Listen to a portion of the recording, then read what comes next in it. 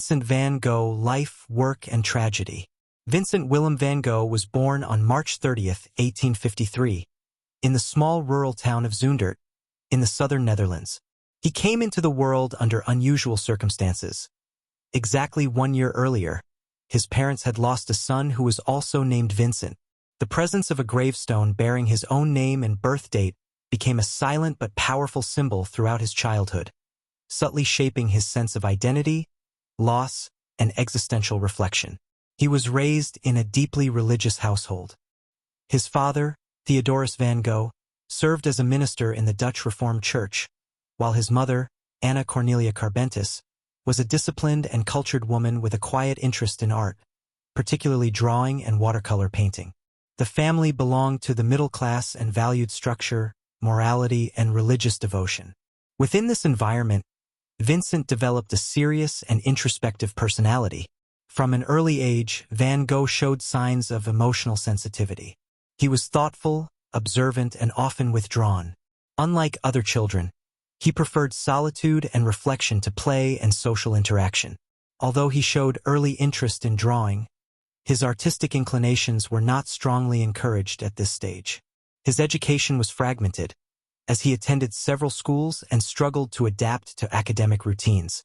Despite being intelligent, he felt disconnected from teachers and classmates, a sense of alienation that would remain with him throughout his life. At the age of 16, Van Gogh entered the professional world as an apprentice art dealer. Through family connections, he secured a position at Goupil & C, an international art dealership. This opportunity placed him in direct contact with artworks and exposed him to the cultural life of major European cities. Over the next several years, his work took him to The Hague, Brussels, Paris, and eventually London. Initially, Vincent performed well in his role. He was knowledgeable, diligent, and appeared capable of building a stable career. However, his time in London marked the beginning of a profound emotional shift. Living alone in a foreign city, he experienced intense loneliness and romantic disappointment. His emotional suffering deepened, and he became increasingly withdrawn, spending long hours reading and wandering the streets. As his inner turmoil grew, so did his dissatisfaction with the art trade. Van Gogh became disillusioned with the commercial treatment of art. He believed that art should serve a spiritual and emotional purpose, not merely function as a commodity for profit. This conviction led him to openly criticize customers and colleagues. His behavior became erratic and confrontational, ultimately resulting in his dismissal from the company. Losing his position as an art dealer was a devastating blow. At just 22 years old, Van Gogh found himself without a career, without direction, and overwhelmed by frustration. He returned to his family home, where relationships were strained and communication difficult. During this period, only his younger brother Theo seemed to understand him. Theo would remain Vincent's most consistent emotional and financial support for the rest of his life.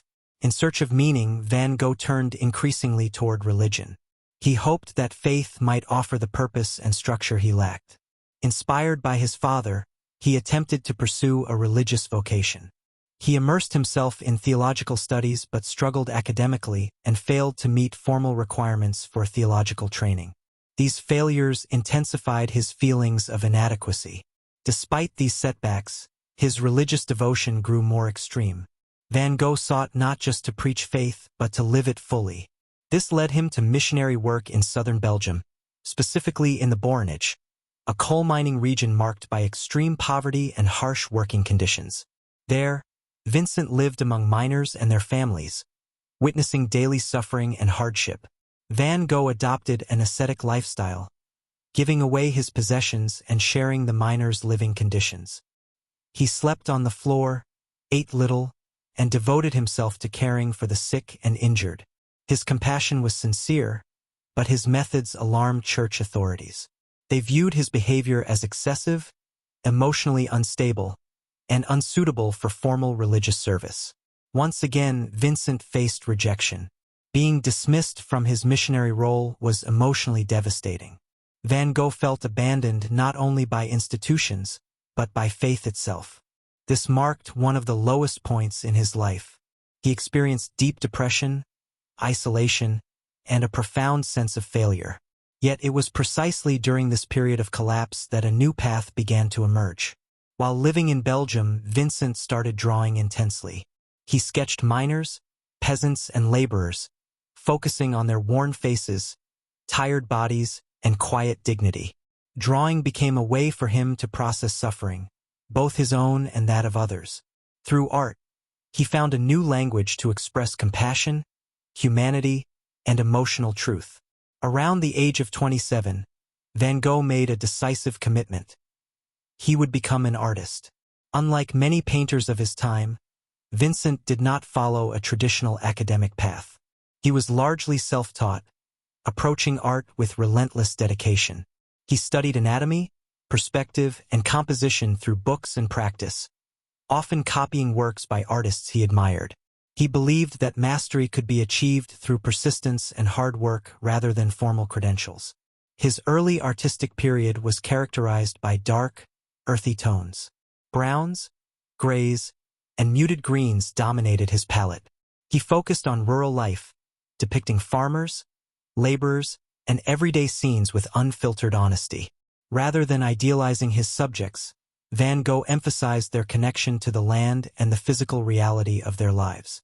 One of the most important works from this period portrayed a peasant family gathered around a simple meal.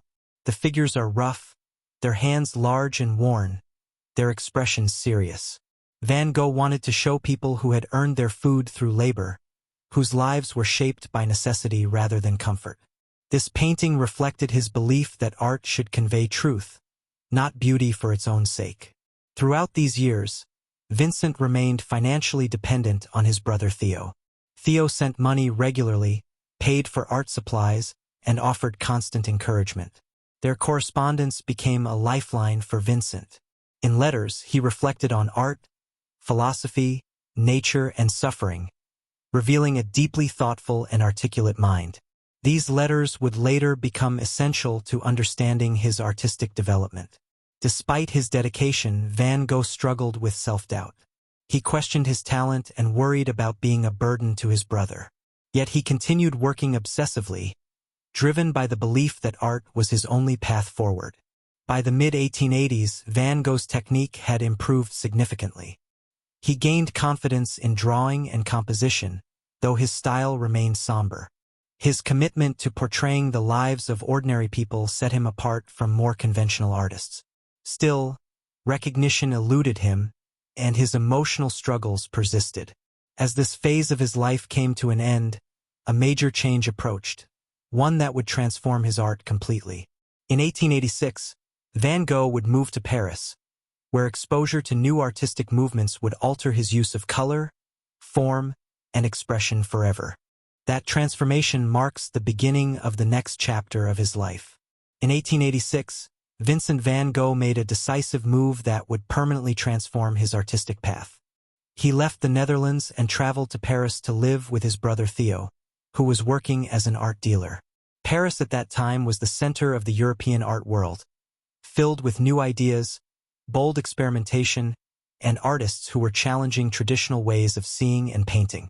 For Vincent, Paris was both overwhelming and revelatory. He encountered impressionist painters whose work focused on light, movement, and everyday life. He also came into contact with neo-impressionists and symbolists, as well as Japanese woodblock prints, which deeply influenced his sense of composition and color. These encounters forced him to rethink everything he believed about painting. Gradually, his palette began to change. The dark browns and grays of his earlier work gave way to brighter, more vibrant colors. He began experimenting with pure pigments, placing contrasting colors side by side to create energy and intensity. His brushstrokes became more visible, more deliberate, and more expressive.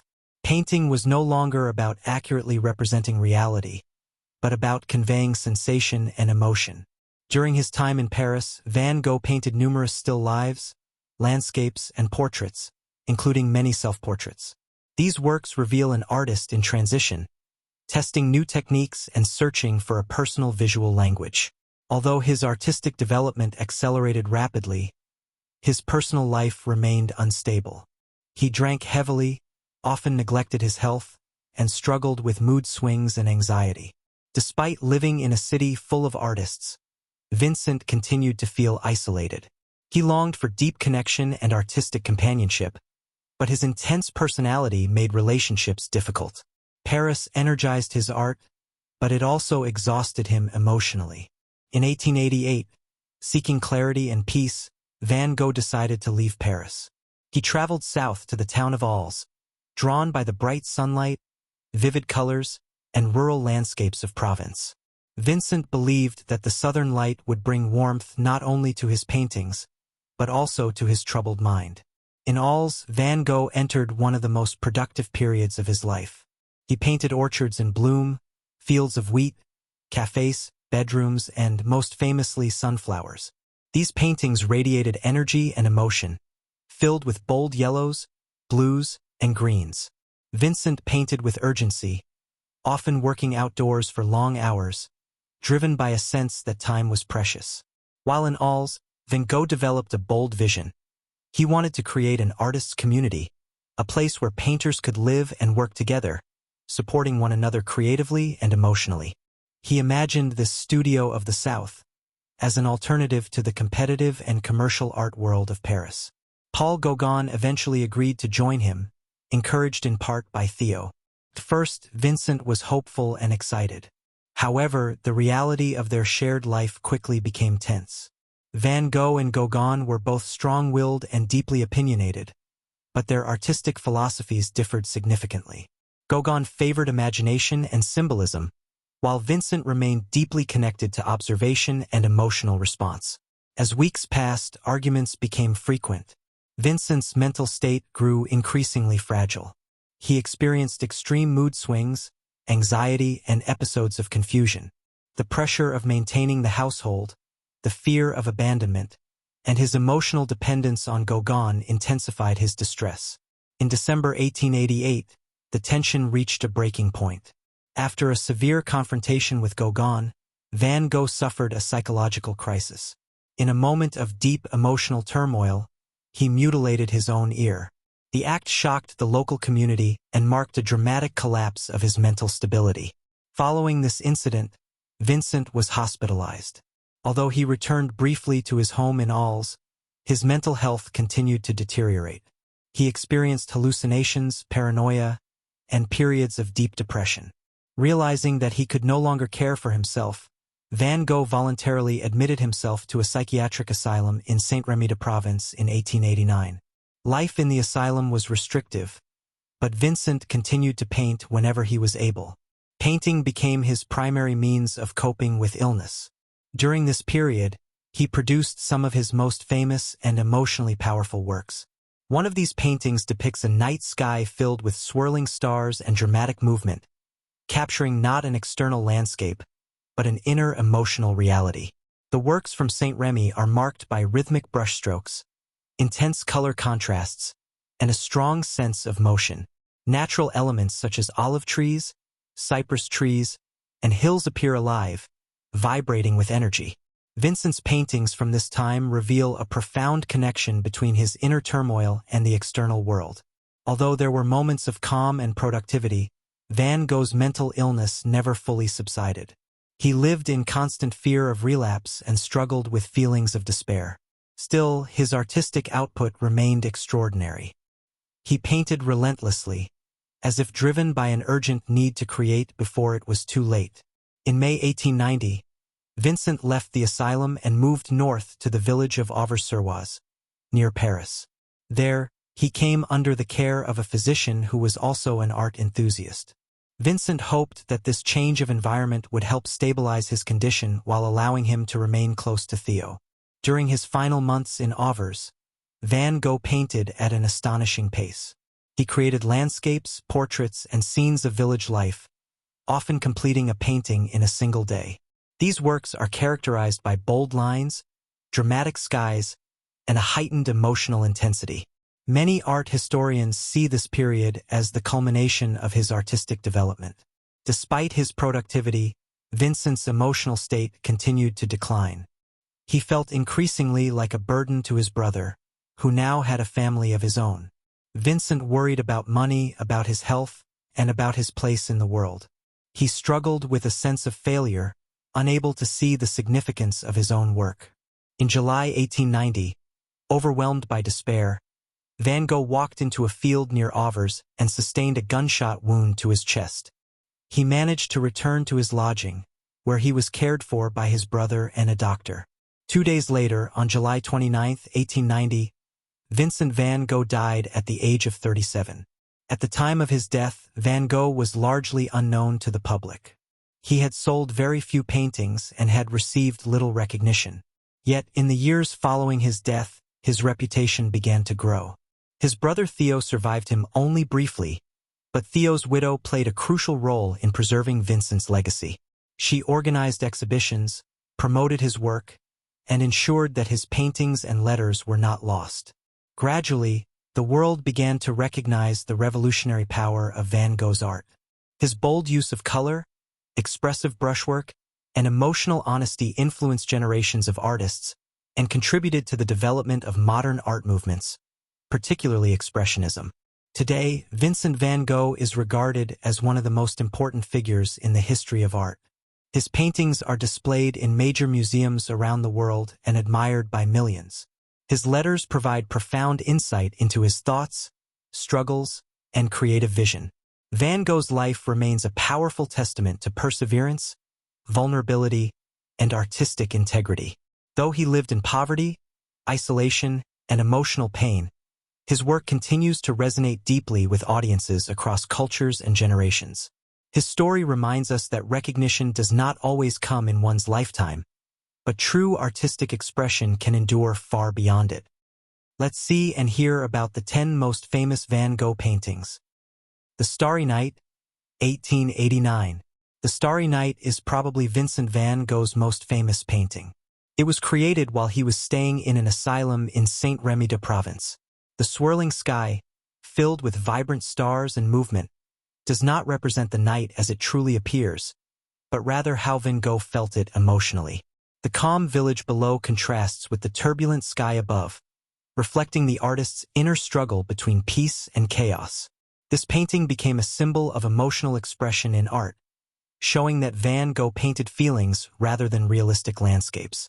Where it is today, The Starry Night is currently on display at the Museum of Modern Art MoMA in New York City, United States. Sunflowers, 1888 to 1889. The Sunflowers series was painted in oils during one of Van Gogh's most hopeful periods. He used intense shades of yellow to explore light, texture, and emotion. For Van Gogh, sunflowers symbolized friendship, gratitude, and optimism, especially as he dreamed of building a community of artists.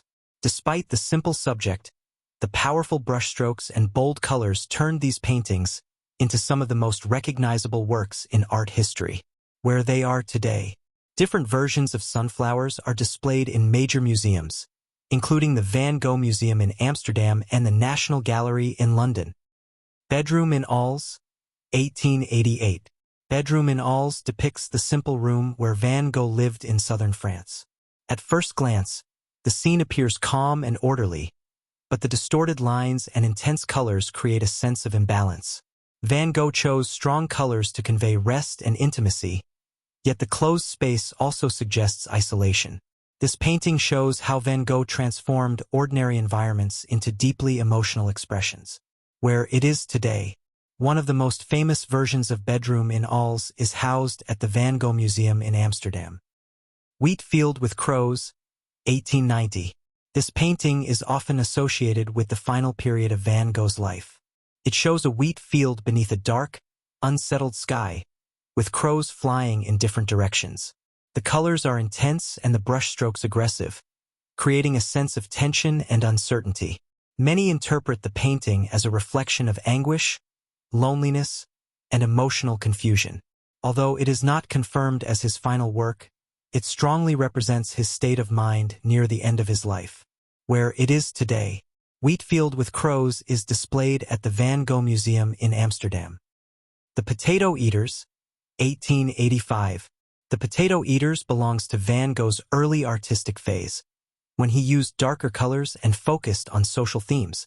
The painting portrays a peasant family sharing a simple meal. Van Gogh wanted to depict people who lived from hard physical labor, emphasizing honesty and dignity rather than beauty.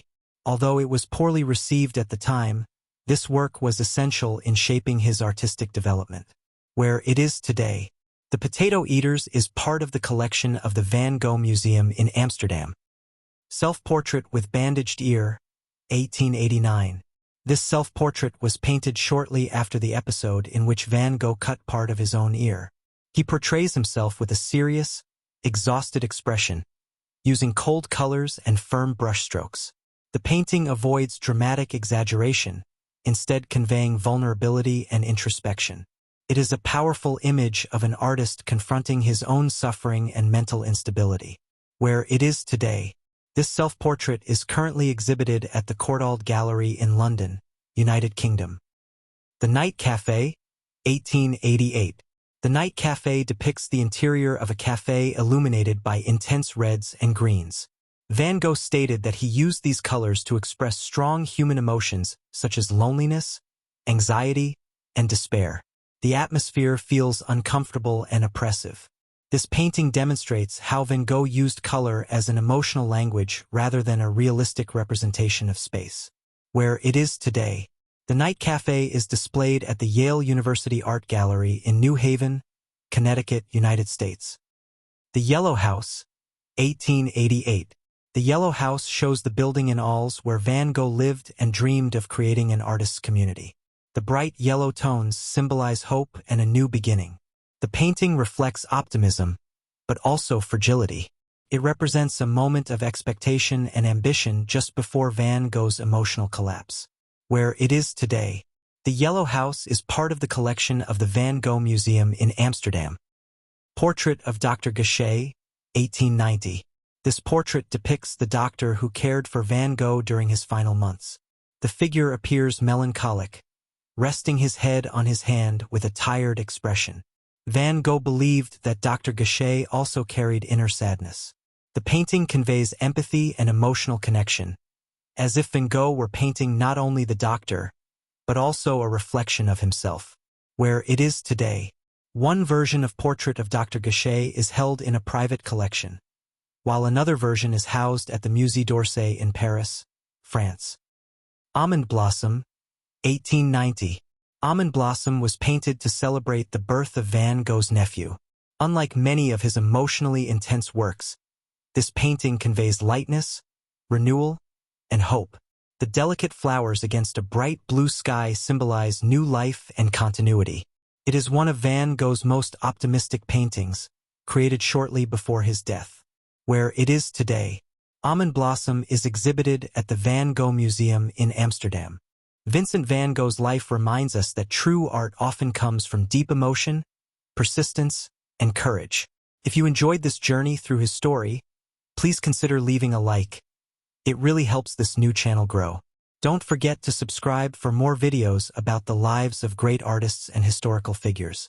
And if you'd like to explore Van Gogh's world even further, check the video description for books, prints, and products inspired by his work.